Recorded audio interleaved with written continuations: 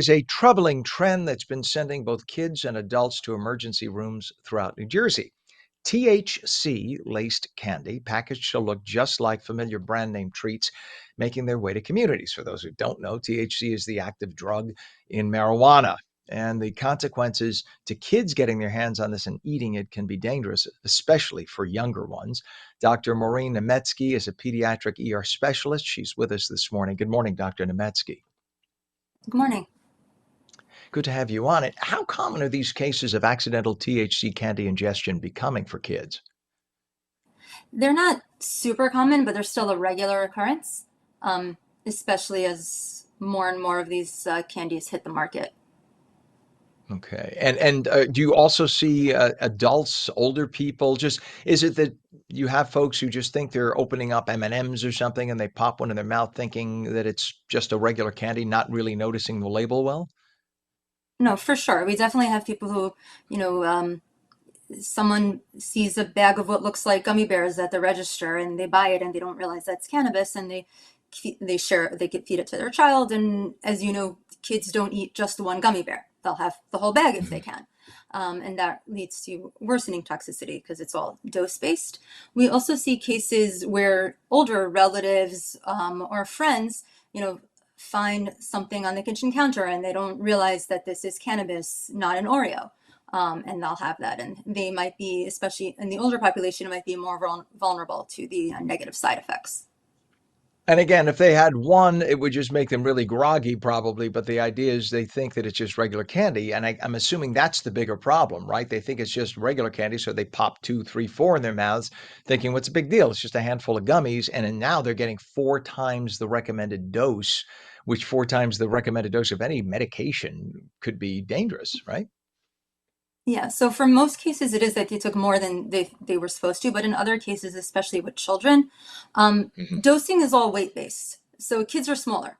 So one cannabis cookie for a child is a lot worse than one cannabis cookie for an adult. So we have had cases where small children have come in with very significant side effects after having only one piece. Gotcha. And that makes sense. And do you think that it's mostly people who are mistaking in terms of adults, people who are mistaking uh the product thinking it's the actual candy?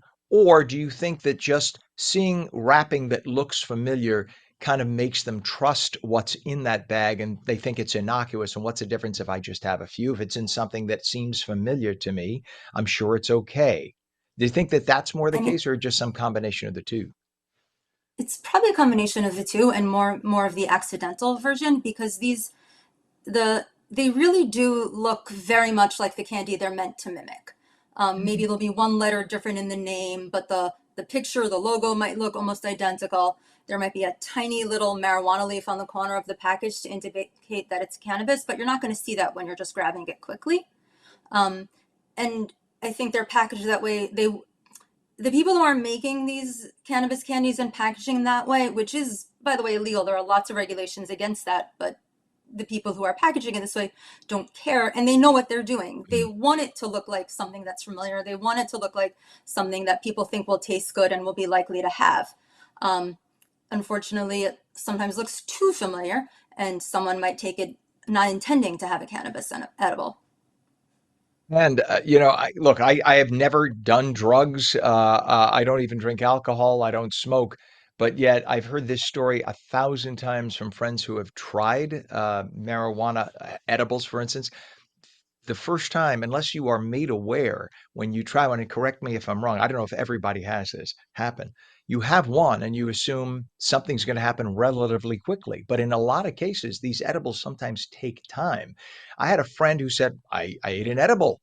30 minutes, I didn't feel anything. So I had like two or three more. Then I was passed out for hours. Is that the case with a lot of people? They think that it's gonna be instant like a hit of a joint, and it's not. It's a slower uptake.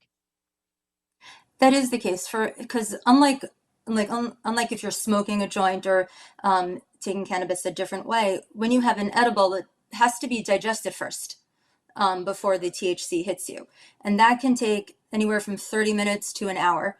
And so oftentimes people will have one, they wait a little bit, they don't feel anything, they think, oh, maybe I need some more to feel it, so they'll take more, and then they might take another one, and then it kind of stacks and hits them all at once. Yeah, I had one friend who told me he literally slept for he was at a wedding. He had a backache Oh, and he went wow. to a wedding and he chewed on one thinking it would help just kind of calm him down and relieve the pain a little bit or whatever.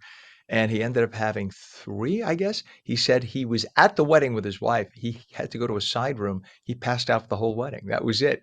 And they had to help Wow. him to the car. Of course, he didn't drive. His wife was driving, but they had to help him to the car and that was it. He missed the entire wedding. Again, I think people are just not aware if they're not familiar with the effects of edibles. They just think that you eat one and you'll feel it right away. And like you said, you have to digest it first. What happens? What should parents be looking for if they know that they have edibles in the house and they suddenly see their children acting strangely? What should they be looking out for in their kids? So usually what you'll see is the kids will be a little more lethargic. They won't be, and than usual, they won't be quite their usual selves. Sometimes they might seem like they're not responding to you or can't answer your questions appropriately. In really severe overdoses, they could have some trouble. They could start having like shallow respirations. It's not that they're short of breath, it's just that the one of the toxic side effects is sort of depressing your respiratory drive. And in very severe, Gotcha. and And they you might also have some GI symptoms like nausea or vomiting. And in most severe overdoses of lots of different things, some of the severe side effects might include seizures or again, almost being unconscious. Yeah, too many people I think they cannot OD on this, and you can just like anything. You could OD on sugar. I mean, so you can OD on just about anything. What's your website for more information, doctor?